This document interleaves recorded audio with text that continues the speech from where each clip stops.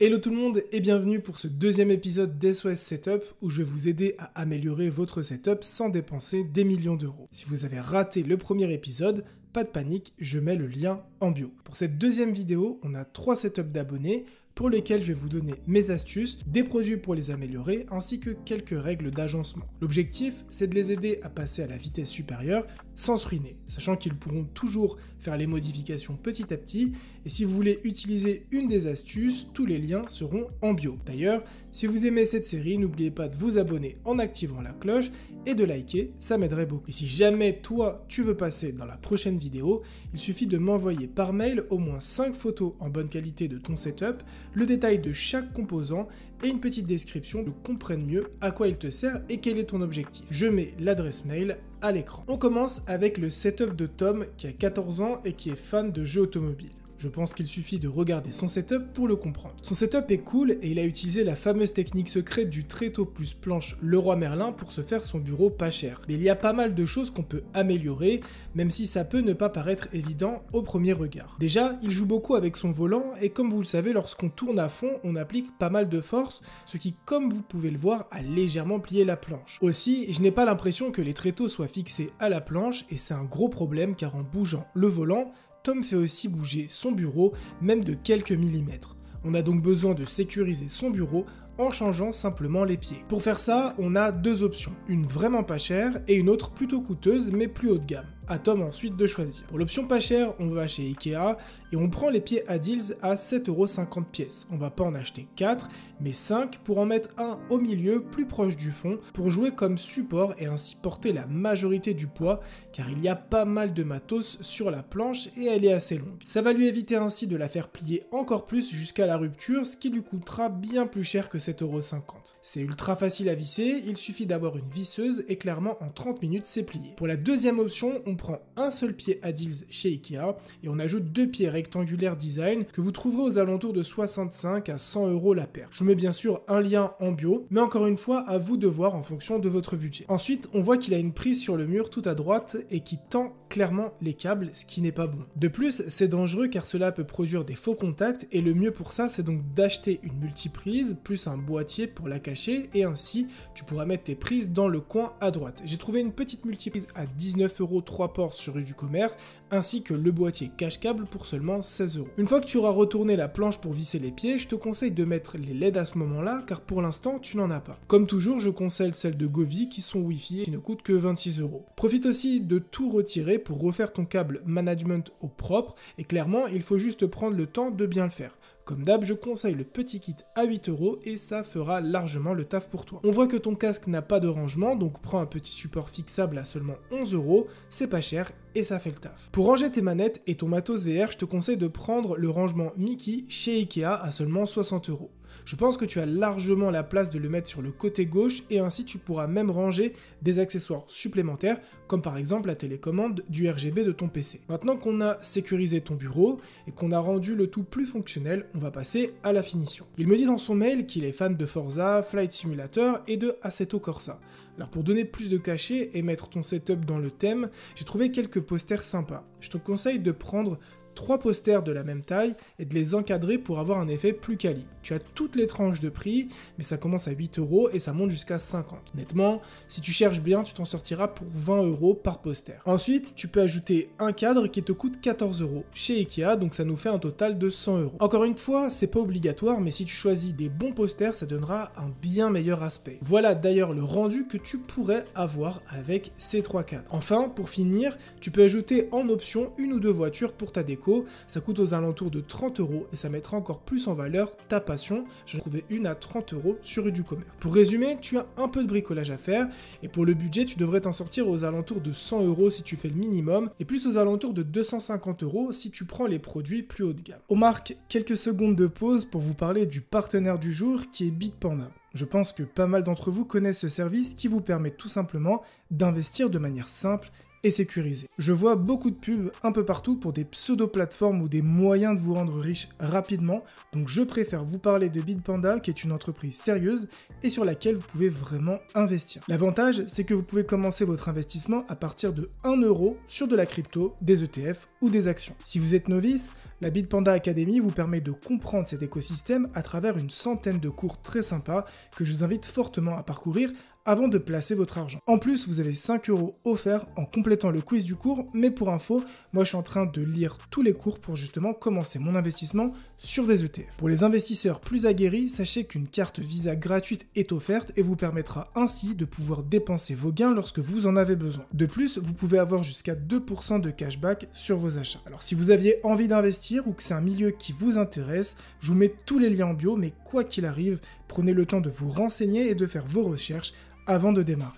On continue avec le deuxième setup qui est celui d'Akino, qui est un créateur de contenu. Il propose des vidéos Minecraft avec plus de 20 000 abonnés sur TikTok, mais aussi des remixes, donc GG à toi. Son setup est sympa, mais il me demande si on peut l'optimiser et notamment son workflow. En gros, il jongle entre du stream, des remixes et des montages. Ça fait pas mal de boulot. Et la question c'est comment gérer tout ça un peu mieux. Déjà, la première chose qui frappe sur ce setup, et surtout sur cette photo vue de haut, c'est le manque de place sur le bureau et sur l'espace au global. Pour une personne qui crée du contenu, avoir cette sensation d'espace est très importante. La première chose à faire est de retirer la tour gaming qui est à droite et on la met dans le trou vide à gauche en retirant au préalable la lampe qui prend un max de place, mais vous inquiétez pas, on va le remplacer plus tard. En la mettant en bas à gauche, on gagne déjà un peu plus d'air et un peu plus d'espace dans le champ visuel. En parlant d'air, on va aussi retirer le ventilo qui prend trop de place car je vais avoir besoin de l'espace de ce petit meuble. Maintenant qu'il est vide, on va placer dessus l'enceinte droite, la Nintendo Switch et une plante de taille moyenne comme celle-ci ou encore celle-ci. La plante va servir de cloison naturelle entre l'espace de droite et son coin setup travail. Le fait de mettre l'enceinte et la Nintendo Switch va nous faire gagner pas mal d'espace sur le bureau sans réduire les objets de base dont il dispose sur son setup. Et enfin, on va ajouter pour remplacer la grande lampe, une lampe à poser, histoire de ne pas perdre en luminosité. Donc j'en ai trouvé une à 10 € et une autre à 28 €, donc ça dépendra vraiment de ton budget. Mais maintenant, ce meuble a enfin une vraie utilité puisqu'il nous sert un peu de cloison et nous permet de poser pas mal de matos. On va ensuite déplacer le bras du micro à gauche et non à droite comme sur la photo pour ne pas avoir une sensation de trop de choses au même endroit. Aussi, en le mettant à gauche, ça te permettra de le replier totalement contre le mur, chose que tu ne peux pas faire actuellement, et un bras déplié prend énormément de place. Bon, faut imaginer tout ce que je dis depuis tout à l'heure, mais déjà le bureau respire bien plus, en tout cas dans ma tête et j'espère dans la vôtre. Pour pouvoir gagner encore plus de place et avoir un câble management plus facile, tu peux prendre ce qu'on appelle un hub USB qui va te permettre de tout brancher à un seul endroit et ainsi de retirer qu'une seule prise pour pouvoir prendre ton PC portable, puisque par définition, la fonction d'un PC portable c'est d'être portable, sauf qu'actuellement, tu as au moins 6 prises branchées sur ton PC, donc à chaque fois c'est brancher, rebrancher, brancher, rebrancher, c'est clairement une perte de temps, mais tu fatigues aussi tes composants comme ça. Aussi, ça va te permettre de mieux gérer ton câble management, et en parlant du câble management, il faut réparer ou changer la grille qui est sous ton bureau et utiliser le kit que je conseille à 8 € pour ajuster le tout. Pour te permettre d'avoir un peu plus de lumière et ou avoir une ambiance plus cosy, je te conseille d'ajouter une lampe de moniteur. Ça coûte 35 € et clairement c'est top, j'en ai une chez moi. Il faudra aussi ajouter les LED Govee à l'arrière pour les mêmes raisons et ainsi avoir plus de visibilité sur ton setup.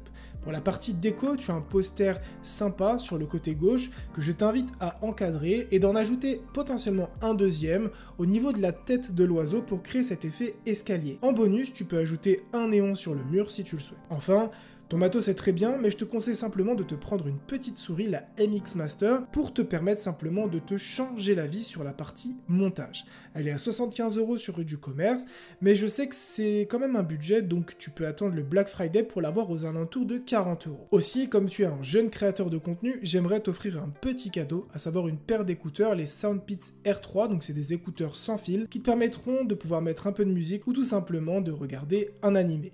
Du coup, si tu vois la vidéo, envoie-moi un mail avec tes informations de livraison et tu me diras ce que tu en penses. Pour le setup d'Akino, il faut compter entre 130 et 250 € pour le customiser et le rendre plus agréable tous les jours. Pour le dernier setup de cette vidéo, on part chez Willy. Il ne possède pas du matos très cher, mais il a réussi à créer une petite ambiance sympa. Bon, la première chose à faire sur setup est clairement de tout débrancher et de refaire son câble management de A à Z. Il y a trop de câbles entortillés les uns avec les autres et ça peut être dangereux en cas de surchauffe. Il faudra donc visser un plateau de gestion qui coûte aux alentours de 20 € et acheter un kit complet de câble management qui coûte lui aussi 20 €.